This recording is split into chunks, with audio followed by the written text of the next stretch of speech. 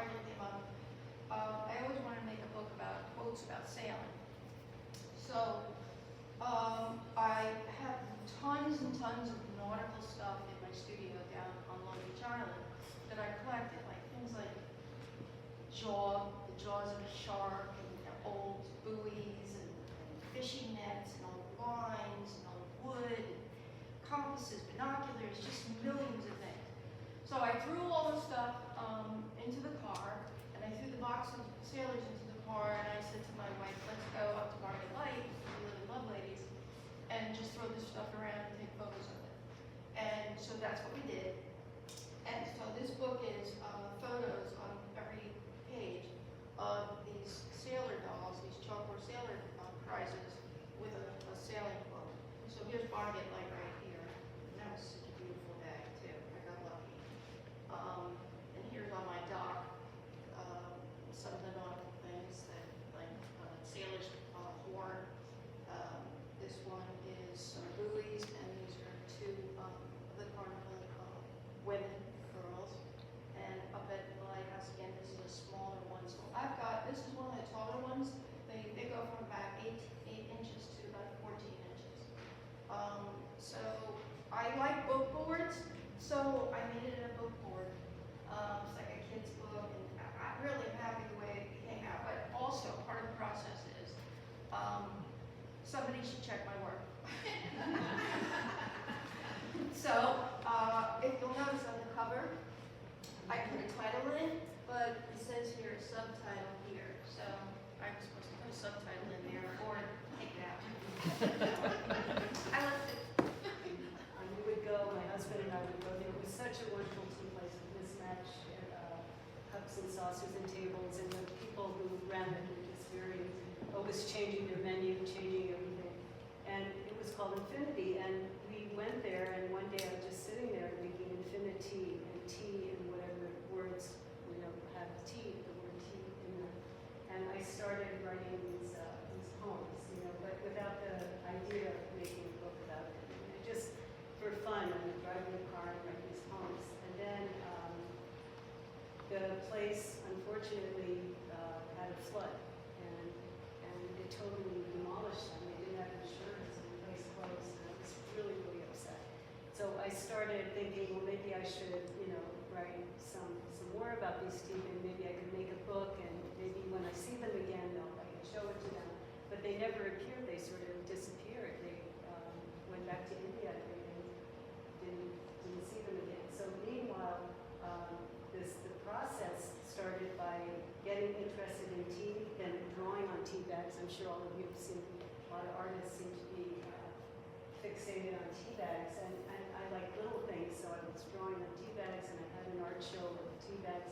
And then when this came around this show, I thought, well, maybe it's time just to do the whole thing, just do A to Z and do all the words for tea. And so I started it in this book, not knowing what I was going to be making, and every day I did another illustration with a poem illustration, infinity and quantity and whatever, all those tea. And then for the project, I made it into a gigantic tea bag. And some of the poems were a little risque, so I called it naughties and niceties, and then I got rid of most of the naughties. Maybe I could do a whole book of those. They seem to come very easily to me. But these are mostly niceties. And this will be out so you can read them. And these are made with gouache and a little bit of collage, but mostly gouache.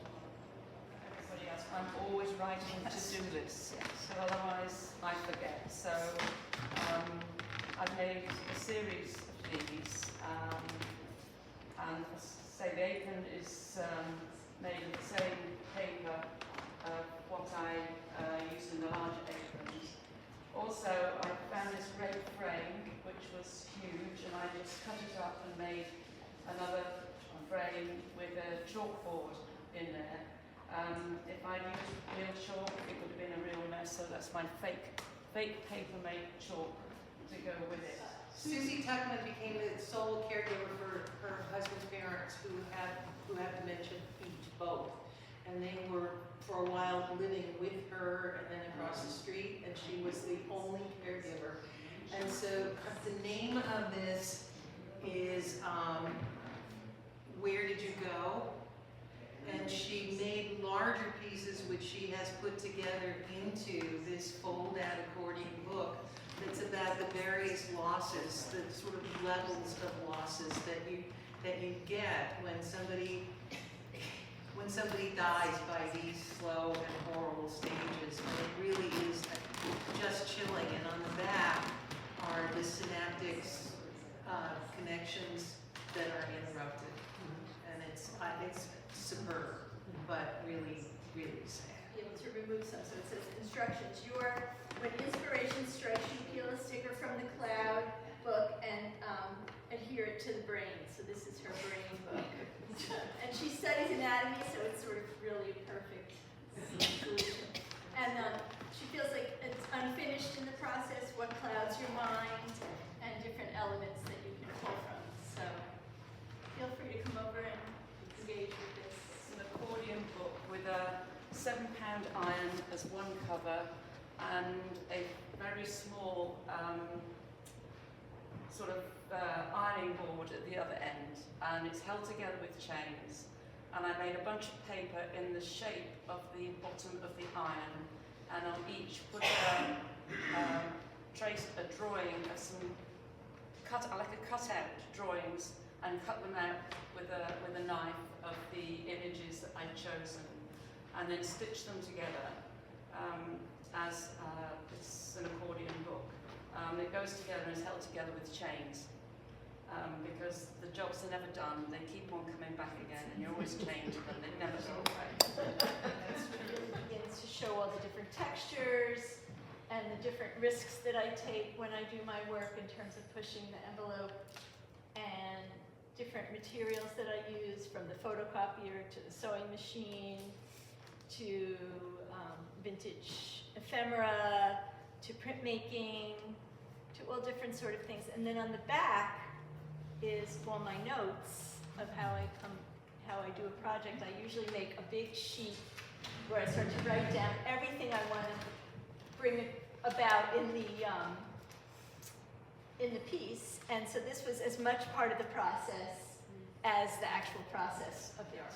So what I did was I spray painted the inside gold, and my accordion is counting the coins, and the side that I would like you to see on the inside there is the king in front of stacks of gold, and he has a little rat at his feet, which is a kind of an editorial comment on my part. And then when I was doing the counting, I have a picture here of a real count of Bela Lugosi, and I said, oh, wrong count. So, and the front of my little house, which is covered with pages that I did the count by 4 and then put one across, so it's basic counting, and it has a little red door, and then the welcome mat says not I you. saw this shape as a whimsical, playful sort of situation. I kept looking at it, and suddenly I saw it as a mushroom.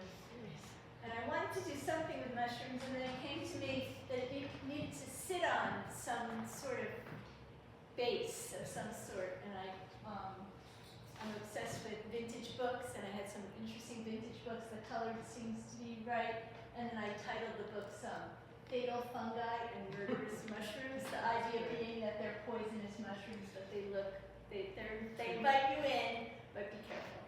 The white one was from 2000, when I became a citizen. It's a 10-year process, started in 1990, and you have 3 years to get a green card, 5 years with a green card, and then 2 years to become a citizen. And for the citizenship, I had to learn 100 questions that I couldn't be have to answer at the interview. So I somehow upset the Chinese guy who was interviewing me because I couldn't understand what he was saying to me. And was asking me if I could write and read English, and I sort of took a little bit of umbrage about that. Anyway, on these ribbons, every question I had to know the answer to is printed on those ribbons.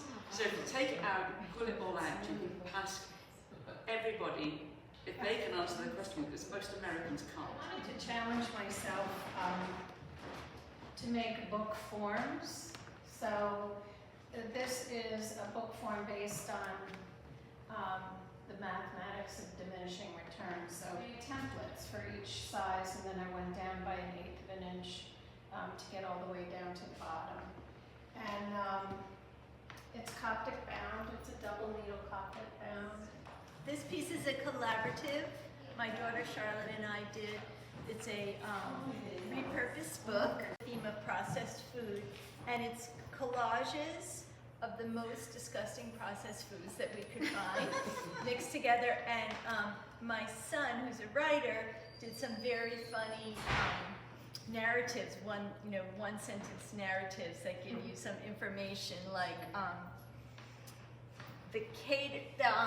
let's see what this one. Mary knew it was a bunch of bologna.